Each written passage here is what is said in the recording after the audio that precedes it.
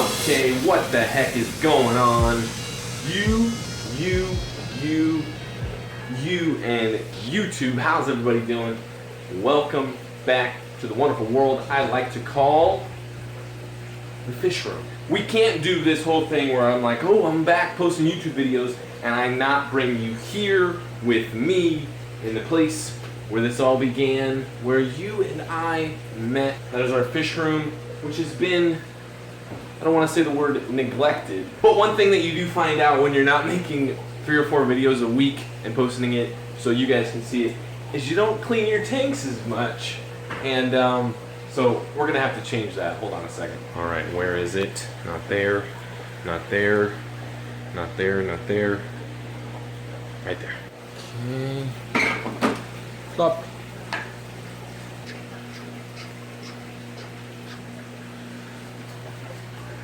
This is the absolute worst part of having mag floats. Is you put it in the tank, and then it ends up right there. How am I supposed to get that? Especially when I've got one of those in here. Okay. Glass clean, water clearish, clear enough. Let's get to the video. Well, welcome back in here with me. Now that we got these tanks clean, we can give you guys a Fishroom update. What we've got in what aquarium. Some fish you've probably never seen before, definitely never seen before. Fish you've definitely seen before. Fish you've definitely seen before.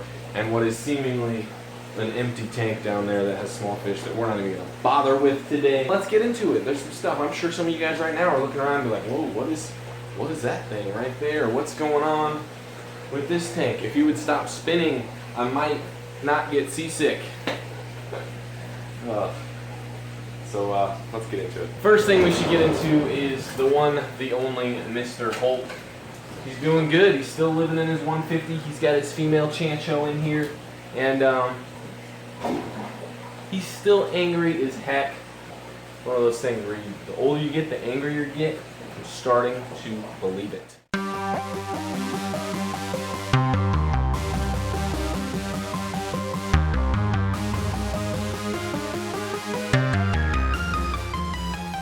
So they have surprisingly lived cohabitatively.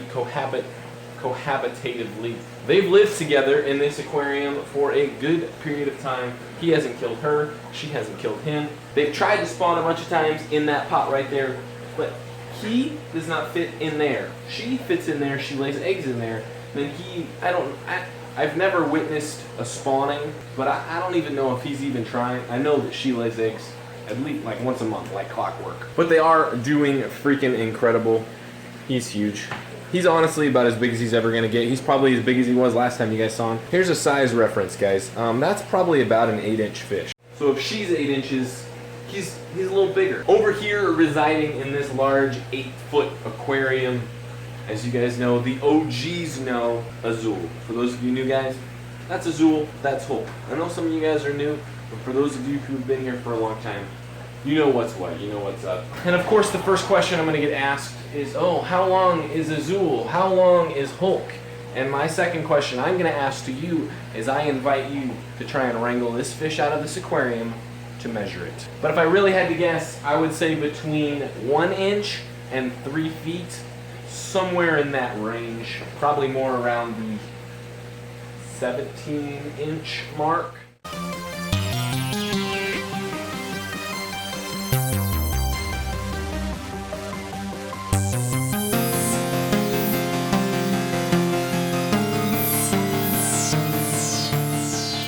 God, I forgot how warm it gets in here while I'm trying to make a video. But for all of the OGs, these guys are doing incredible. No matter what I do in the hobby, no matter how many tanks I have, I'm going to have a tank with him in it. I'm going to have a tank with him in it until they make that decision. Until it's his time or his time. Or it's probably going to happen one, then the other. If they both go at the same time, I'm probably just going to quit altogether. Now over in the 135, you guys will probably recognize this guy. That's a Argent. Yeah, he was with me back before. I'm not sure. Yeah, you guys remember. He was little. He's getting bigger. I got some other fish in here. I got a pair of fire mounts with some fry. And then I have a group of Parachromis motaguensis. What were sold to me is Parachromis motaguensis. I'll put a picture up on the screen. You guys will notice by the video, it's not even close. I actually went to one of my favorite pet stores of all time, a place for pets up in Burien, Washington. But I went up there in excitement, hadn't been there for a long time. It was the best pet store I've ever been to, and we'll just say it's not that anymore. I won't be going back. Ownership changed. The employees were... I did pick them up. They're cool looking fish, but they're definitely not Parachromis motaguensis. My best guess is there's some sort of Parachromis hybrid between a Freddy and a Roisselii, which to some people is a big put off. For me, it is what it is. I mean, a fish is a fish is a fish is a fish. So it's not a huge deal.